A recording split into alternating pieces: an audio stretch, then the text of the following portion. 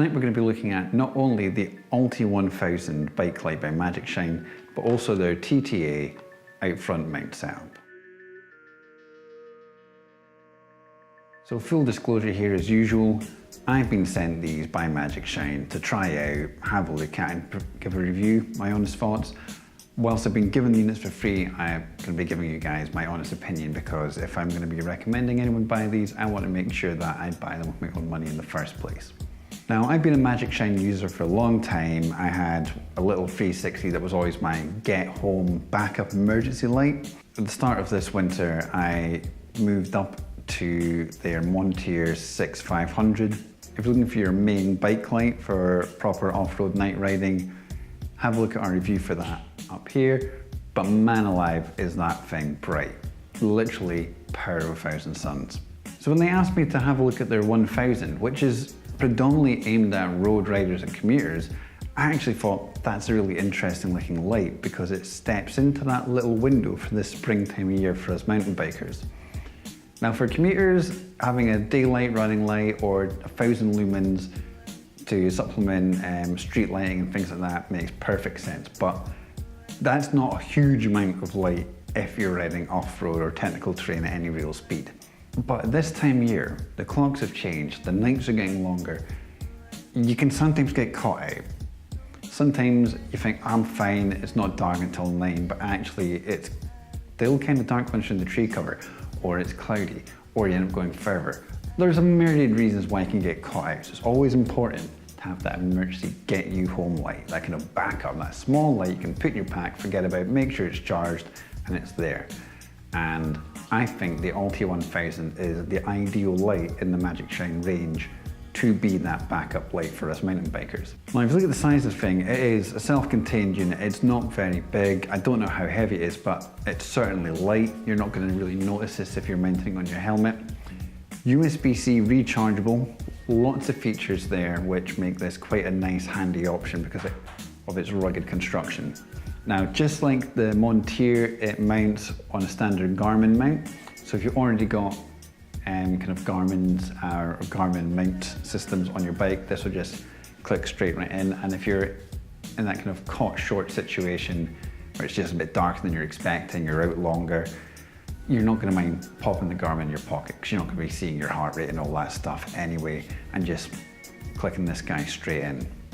So with all that in mind, I thought, let's use this as my only light. I've not been using the Montier as the larger light that it is since the clocks have changed. I've only been taking this.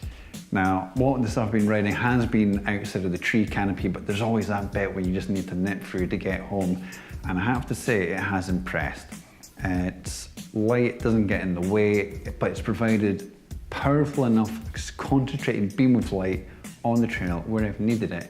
So as I'm on familiar trails with my night riding, as most of us are, just having that central spot rather than that wide flood is generally just enough if you're looking for that kind of just get you home as the twilight's just setting in.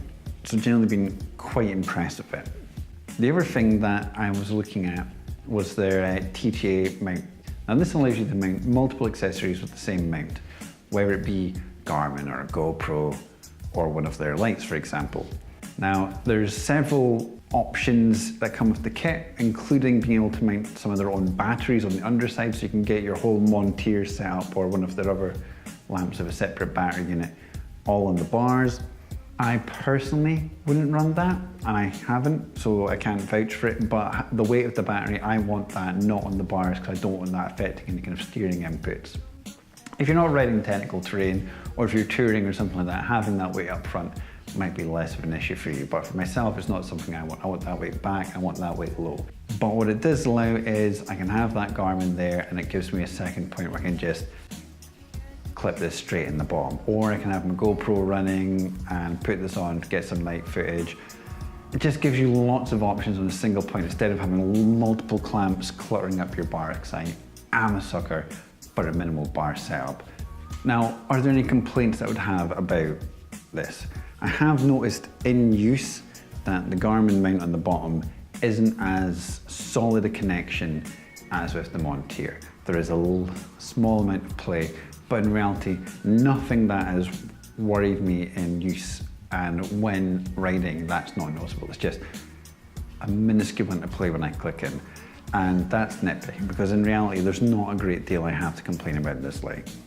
Battery life is good, weight is low, 1000 lumens, it's a great price. Standardized mount so that it can attach to a multitude of pre-existing accessories that you might already have. More and more common USB-C charge, waterproof, shock resistance to a meter, so if it bounces off, it's gonna be fine. And yeah, again, I have a great little light from Magicshine. If you enjoyed watching this, why not check out my review of the Montier 6500 up here. And as always, thanks for watching and give us a like and subscribe.